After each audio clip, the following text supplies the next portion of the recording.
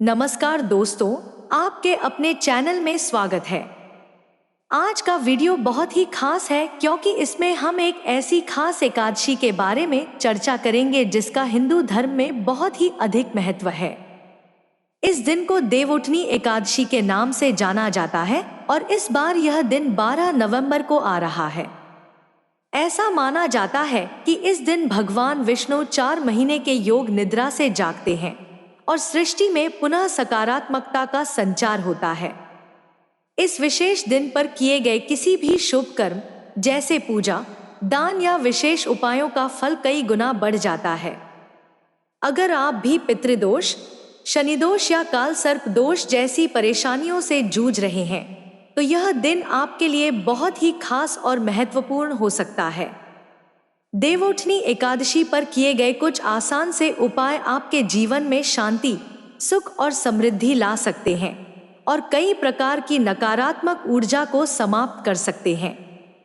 तो चलिए जानते हैं कि इस दिन आपको कौन कौन से उपाय करने चाहिए ताकि पितृदोष, शनिदोष और काल सर्प दोष जैसी परेशानियों से मुक्ति पाई जा सके। देवउठनी एकादशी का महत्व। देवउठनी एकादशी का महत्व हिंदू धर्म में अत्यंत विशिष्ट और पवित्र माना जाता है। मान्यता है कि 4 महीनों तक योग निद्रा में रहने के बाद भगवान विष्णु इस दिन जागते हैं। इन 4 महीनों को चातुर्मास कहा जाता है और इस दौरान कोई भी शुभ कार्य जैसे विवाह, गृह प्रवेश आदि नहीं किए जाते। लेकिन देवउठनी एकादशी के साथ ही इस पावन काल का अंत होता है और लोग फिर से मांगलिक कार्य करने के लिए तैयार हो जाते हैं। इस दिन को भगवान के जागने का दिन मानते हुए विष्णु जी की पूजा अर्चना की जाती है ताकि उनके आशीर्वाद से सभी दुख और कष्ट दूर हो सके। इसके अलावा इस दिन किए गए विशेष उपायों का प्रभाव भी कई गुना अधिक होता है। इसलिए अगर किसी को पितृदोष, शनिदोष या काल सर्प दोष जैसी समस्याओं का सामना करना पड़ रहा है तो इस दिन वे विशेष उपाय करके उन दोषों को शांत कर सकते हैं। देवउठनी एकादशी पर पूजा, जप और दान के माध्यम से हम अपने जीवन में सकारात्मकता और सफलता को आकर्षित कर सकते हैं, जिससे हमारे घर परिवार में भी सुख शांति बनी रहती है। इस दिन का महत्व समझने के बाद चलिए जानते हैं कि हम कौन कौन से विशेष उपाय कर सकते हैं। पितृदोष, शनिदोष और काल सर्प दोष का प्रभाव। अगर आपके जीवन में पितृदोष, शनिदोष या काल सर्प दोष है तो आपको कई प्रकार की समस्याओं का सामना करना पड़ सकता है। पितृदोष तब उत्पन्न होता है जब हमारे पूर्वजों के अधूरे कार्य या उनके अशांत आत्माओं के कारण हमें उनके ऋण का सामना करना पड़ता है। ऐसे में कई बार हमें ऐसा लगता है कि घर में लगातार परेशानियां बनी रहती हैं, किसी न किसी प्रकार का कष्ट आ रहा है और सफलता हमारे हाथ से निकल जाती है। शनिदोष भी जीवन में कठिनाइयों का कारण बनता है।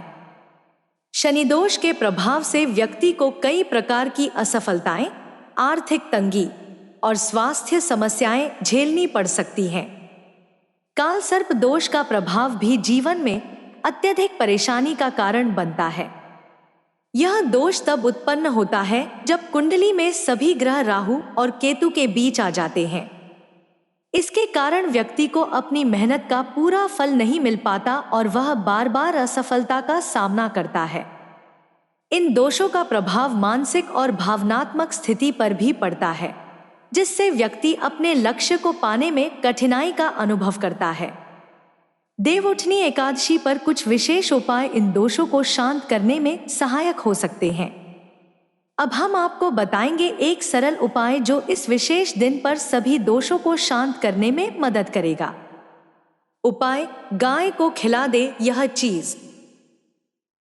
देवउठनी एकादशी पर अगर आप इन दोषों को शांत करना चाहते हैं तो एक बहुत ही आसान और प्रभावी उपाय है गाय को विशेष प्रकार का भोजन देना।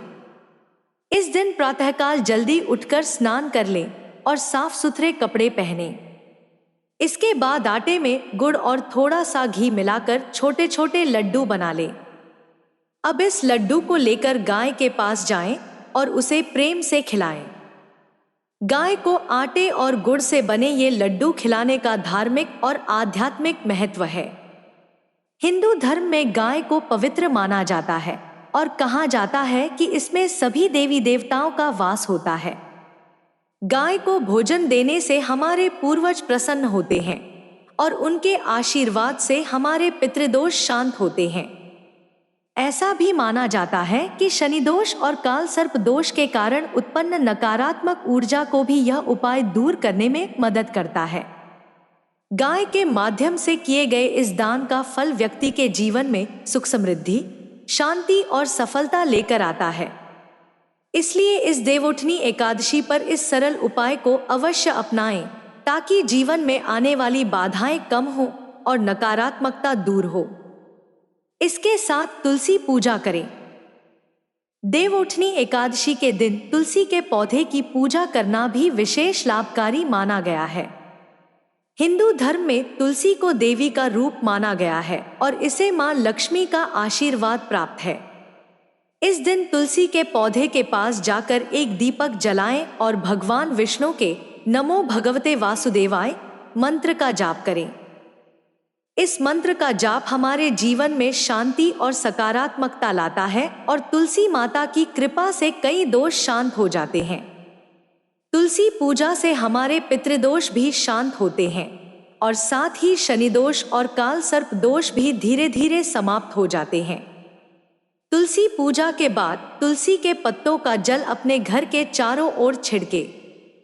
इससे आपके घर में सकारात्मक ऊर्जा का संचार होता है और नकारात्मकता दूर होती है।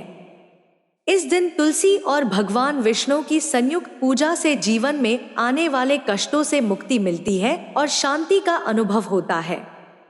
इसलिए इस दिन तुलसी पूजा को भी अपने अनुष्ठानों में शामिल करें। तो दोस्तों, आज हमने जाना कि देवउठनी एकादशी का कितना विशेष महत्व है और इस दिन कौन कौन से उपाय करने चाहिए ताकि हमारे जीवन में सुख, शांति और समृद्धि बनी रहे। यह दिन भगवान विष्णु के जागरण का पर्व है और इस पवित्र अवसर पर हमारे द्वारा किए गए छोटे छोटे प्रयास भी हमारे जीवन को सकारात्मक ऊर्जा से भर सकते हैं। अगर आपको यह वीडियो पसंद आया हो और इस जानकारी से आपको लाभ हुआ हो तो कृपया इस वीडियो को लाइक करें, अपने दोस्तों और परिवार के साथ शेयर करें ताकि वे भी इस खास दिन के बारे में जान सकें और इसका लाभ उठा सकें। हमारे चैनल को सब्सक्राइब करना न भूलें क्योंकि ऐसे ही और भी महत्वपूर्ण और ज्ञानवर्धक वीडियो हम आपके लिए लाते रहेंगे। अगले वीडियो में हम फिर मिलेंगे। तब तक के लिए अपना ख्याल रखें और भगवान विष्णु का आशीर्वाद आपके साथ हो। जय श्री विष्णु।